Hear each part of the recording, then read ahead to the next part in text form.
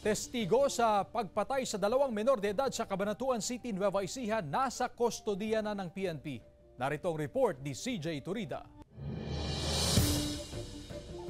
Awayan ng magkalabang gang ang isa sa tinitinang motibo ng otoridad sa pamamaslang sa dalawang menor de edad sa Cabanatuan City, Nueva Ecija. Ito ay matapos lumutang ang umano'y testigo sa krimen na ngayon ay hawak na ng mga pulis para sa kanyang kaligtasan. Base umano sa salaysay ng saksi, pinagtulungan na paslangin ng mga biktima na sina Kyle Joseph de la Cruz at Jamil Fermin nang nasa 8 suspect na hindi muna pinangalanan ng mga otoridad. Pagkagaling sa dibo ng dalawang biktima natin, hinarang sila ng grupo ng kabataan na kaaway nila.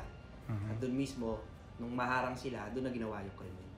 May sinasabi yung ating testigo na ito away ng mga gang-gang nila. Miyembro sila ng mga kanilang mga gang. Bagamat hindi gaanong maliwanag sa lugar kung saan ginawa ang krimen, ay kitang-kita raw ng witness ang mga hawak na baseball bat, kadena at tubo ng mga sospek habang sakal sa leeg ang mga biktima dahil sa mga ilaw ng mga sasakyan. Nailibing na ang mga labi ng dalawang biktima. Inihahanda na ng mga otoridad ang pagsasampa ng kasong double murder laban sa mga sospek.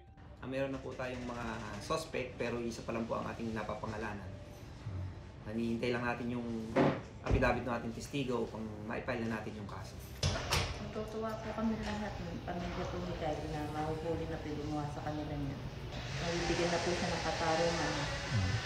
Ginawa mo po sa mga bata. CJ Torida, One North Central Luzon.